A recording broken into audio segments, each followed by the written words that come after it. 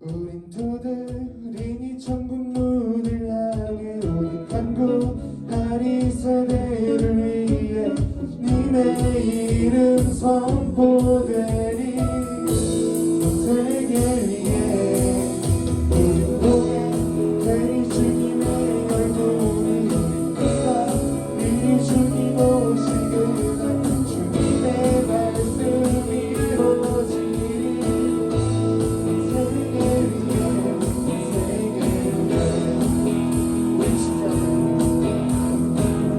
우리 쉬지 않으리 천국이 말 때까지 그 성령의 가슴 주가 주신 마음으로 눈을 보들어 하늘의 주께 기도하리 주의 능력 주의 능력 곧 나타내소서 흐르는 눈물에 기도를 쏘서 이 천국문을 향해 주님의 이름 선포되리 세계 위에 주님의 얼굴을 불러 우리 주님 오실 그날 주님의 말씀이 이루어지리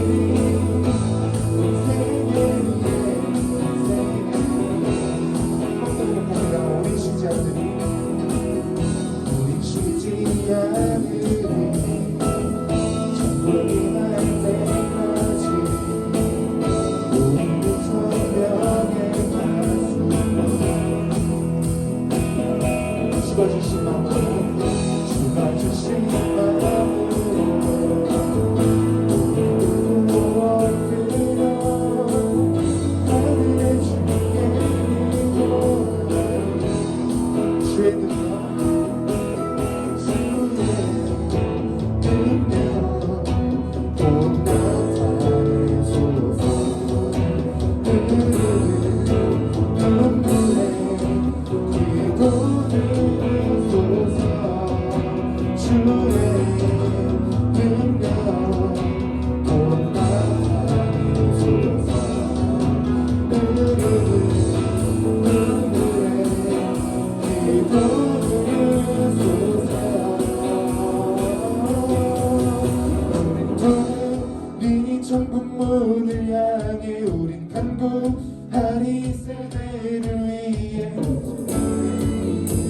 선포되리 세계 위에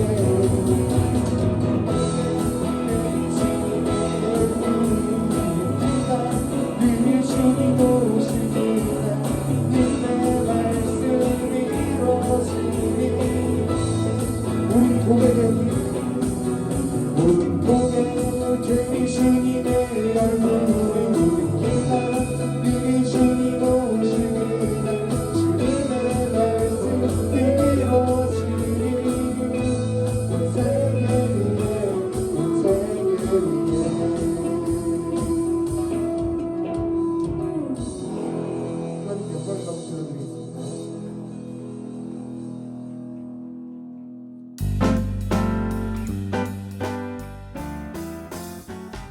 사랑의 하나님, 오늘 이 시간 예배할 수 있도록 인도해 주심에 감사드립니다.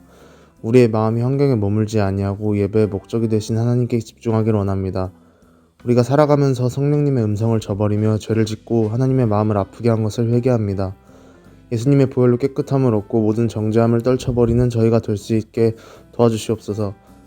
말씀을 전하시는 목사님께 성령님의 감동을 더해주셔서 귀한 말씀을 듣는 모든 이가 새 사람이 될 수 있도록 도와주시옵소서. 마치는 시간까지 하나님 한 분만 영광 받으시기를 원하고 예수님의 이름으로 함께 기도드립니다. 아멘.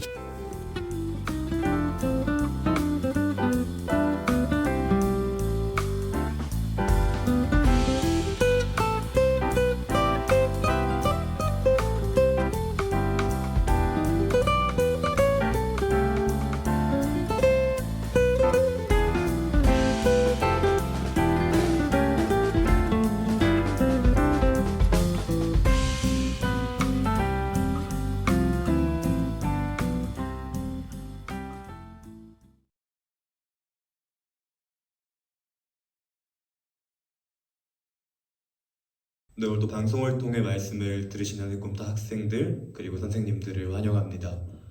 오늘 말씀은 이렇게 시작하고 싶습니다. 여러분들도 잘 아는 이야기일 텐데요. 네, 한 닭에 대한 이야기입니다. 네, 여러분들이 생각하시는 그 닭 맞습니다. 옛날 어느 마을에 닭 한 마리가 살았다고 합니다.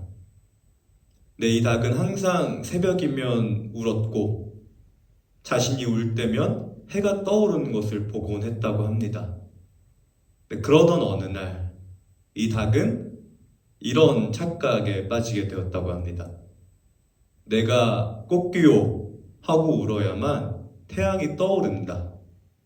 네, 이런 착각을 했다고 해요. 네, 그러던 어느 날 이 닭은 깊은 고민에 빠졌습니다. 이 닭이 깊은 고민에 빠진 이유는요, 그날 몸 컨디션이 너무 좋지 않아서 내가 울지 못해서 고민에 빠지게 되었다고 합니다. 내가 울지 않으면 태양이 떠오르지 않을 텐데 하고 말입니다. 네, 그런데 이 닭이 깊은 고민에 빠진 건 잠깐이었습니다. 어김없이 새벽이 되고 동이 터오기 시작하고 이 닭이 울지 않았음에도 태양이 떠오른 걸 이 닭은 목격하게 되었습니다. 그리고 이때 닭은 비로소 깨닫게 되었다고 합니다. 내가 울기 때문에 태양이 떠오르는 것이 아니라 태양이 떠오를 때 내가 우는 것이었구나. 네, 이 이야기는 제가 만들어낸 이야기입니다. 하지만 제가 가장 좋아하는 이야기입니다. 네, 우리는 지난주 여호와에 대해서 함께 공부해봤습니다. 네, 그런데 과연 우리가 여호와 하나님에 대해 알 수 있을까 물어보신다면요, 네, 서두에 여러분들과 함께 이렇게 제안하고 시작하려고 합니다. 우리는 여호와 하나님에 대해서 알 수 없습니다. 네, 그러면 호세아 선지자가 말하는 여호와를 알자, 우리가 힘써 여호와를 알자, 이 이야기는 무슨 뜻일까? 네, 우리 계속해서 말씀을 살펴볼 수 있으면 좋겠습니다.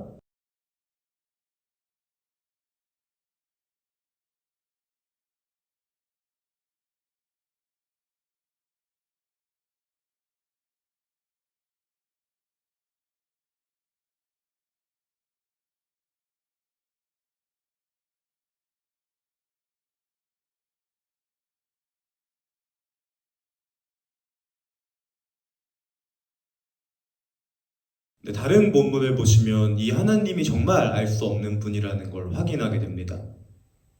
네, 하나님께서는 100세 때에 아브라함에게 이삭이라는 자녀를 주십니다. 그러던 어느 날 하나님께서는 아브라함에게 그 이삭을 제물로 바치라고 명령하시죠. 그리고 여러분들이 아시는 것처럼 아브라함은 제물을 챙기지 않고 이삭과 번제를 드릴 도구만 챙기고 모리아산으로 향하게 됩니다.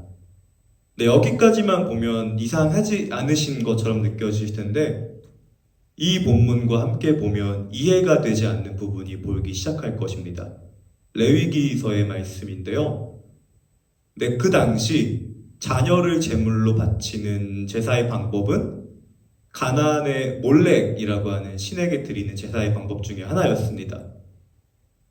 네, 이 말은 지금 하나님께서 아브라함에게 명령하신 그 명령은 하나님답기보다 몰렉다운 것처럼 보이기 더 쉽다라는 거고요. 심지어 하나님께서는 그 제사의 방법을 싫어하고 금지하셨다라고 말하고 있습니다. 네, 이미 여기서 우리는 하나님을 이해할 수 없다라는 걸 느끼셔야 됩니다. 네, 그럼에도 불구하고 아브라함은 하나님께 순종해서 자녀 이삭을 제물로 바칩니다. 하지만 그때 갑자기 하나님의 천사가 나타나서 아브라함을 부르면서 신속히 손대지 말라고 하죠. 그러면서 이때 이 단어를 사용합니다. 아다티. 여호와 하나님인 내가 알았다. 네, 이때 하나님과 알다란 단어가 같이 등장하게 됩니다. 네, 이 본론을 통해서 우리가 깨달을 수 있는 게 뭘까요? 이것만은 확실할 겁니다. 우리는 하나님에 대해서 알 수 없다. 하지만 하나님께서는 우리를 아신다. 네, 그럼 여전히 질문으로 남을 겁니다. 그러면 하나님을 알라라는 건 대체 무슨 의미일까? 네, 그것은 동일한 다른 본문을 한번 살펴보면 여러분들이 쉽게 깨달을 수 있을 겁니다. 창세기 15장 말씀입니다.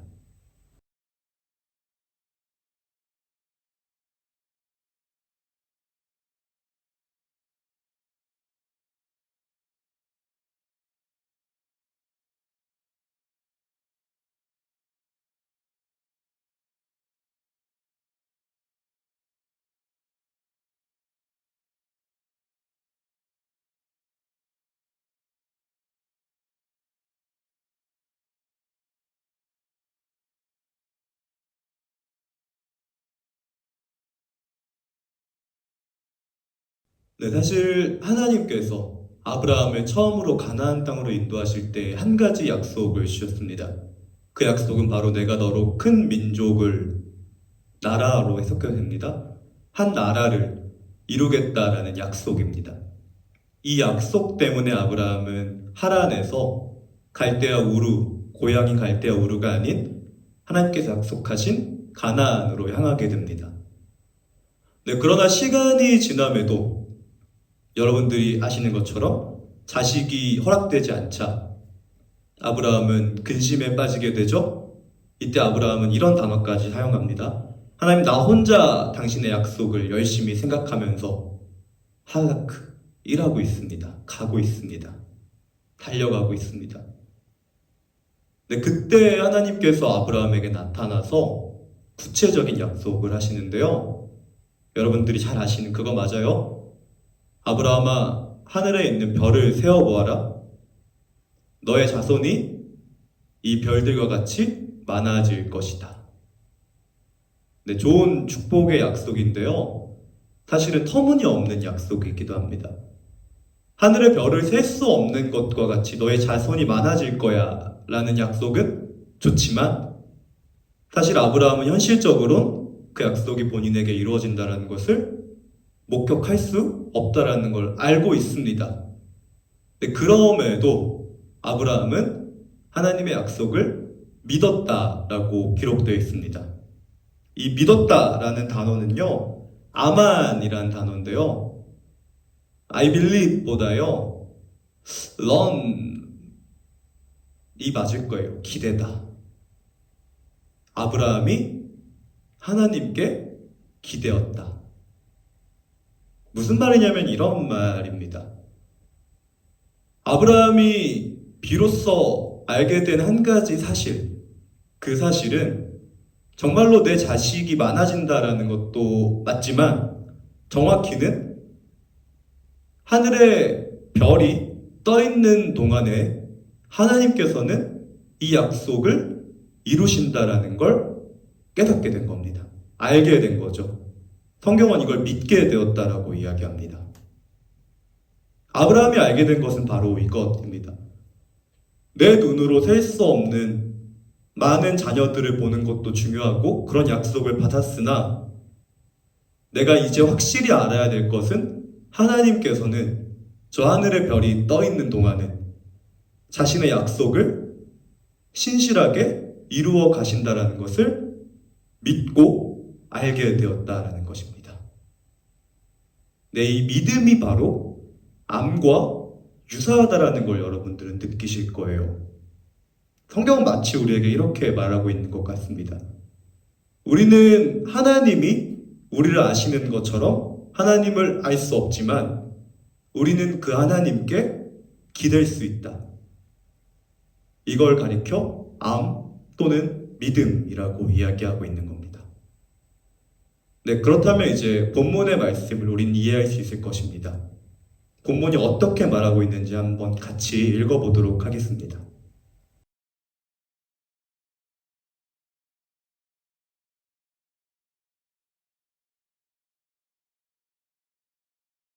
네, 호세아는 이렇게 이야기합니다. 우리가 여호와를 알자, 힘써 여호와를 알자. 네, 그 다음 사용하는 단어가 바로 이 두 가지 단어인데요. 새벽빛과 이른비와 늦은비입니다. 이 새벽빛은 하루를 생각하면 될 것 같고요. 이른비와 늦은비는 계절을 생각하면 쉽습니다. 근데 우리에게 해가 뜨고 해가 지는 건 너무 당연한 일입니다. 우리는 해가 떠 있는 상태를 가리켜 아침, 점심이라고 이야기하고요. 해가 져 있는 상태를 가리켜 저녁 또는 새벽이라고 이야기합니다. 근데 우리에게는 계절의 변화가 너무나도 당연합니다. 우린 이 계절의 변화를 가리켜 이렇게 이야기합니다. 봄, 여름, 가을, 겨울. 그리고 이 계절의 기후에 따라 우리는 해야 할 일들을 정하기도 합니다. 봄에는 꽃놀이를 가야 되고, 여름에는 피서를 가야 되고, 가을엔 독서를 해야 되고, 겨울엔 잠을 자야 된다라고요. 근데 우리는 이 아침과 저녁, 그리고 봄과 여름과 가을과 겨울이란 단어를 사용하며 해가 뜨고 해가 지는 것, 계절이 바뀌는 것을 당연하다라고 생각하면서 심지어 안다라고 이야기합니다. 그러나 여러분 그거 아시나요? 사실 우리는 아침과 저녁, 그리고 봄과 여름과 가을과 겨울에 대해서 잘 모른다라는 것을요. 어떻게 그런 얘기를 할 수 있습니까, 목사님? 하시는 분들을 위해 이렇게 제언해 보겠습니다. 여러분들 중에 누구라도 내가 노력해서 지금 아침이지만 저녁이 빨리 오게 하실 수 있는 분 계시나요? 네, 그런 분이 계시다면 저에게 연락해 주세요. 네, 여러분들 중에 누구라도 지금은 너무 춥고 빨리 꽃이 보기 쉽기 때문에 봄을 재촉하는 방법을 알고 계시는 분이 계시나요? 네, 그런 분이 있다면 빨리 봄을 재촉해 주실 수 있으면 좋겠습니다. 네, 없습니다. 다만 우리는 주어지는 아침과 점심과 저녁과 새벽을 기초로 하여 우리의 일상을 꾸려나갈 뿐인 거고요. 주어지는 봄과 여름과 가을과 겨울에 따라서 우리의 1년 주기를 정할 뿐입니다. 정확히 말하면 제가 처음에 이야기했던 것처럼요, 기대어 있는 겁니다. 낮과 밤에 기대어 있는 거고요. 봄과 여름과 가을과 겨울에 기대어 살아가는 겁니다. 더 명확하게 말하면요, 아는 게 아니라요, 내일이 올 것을 믿고 살아가는 겁니다. 봄이 올 것을 믿고 겨울을 보내는 것 뿐입니다. 사실 우리는 아는 것이 아니라 믿는 것입니다. 근데 오늘 본문 우리에게 이렇게 이야기합니다. 여호와를 압시다. 힘써 여호와를 압시다. 근데 이건요, 제가 서두에 말했던 것처럼 내가 울면 해가 떠오를 거야, 이런 암도 아니고요. 나 이거 알아.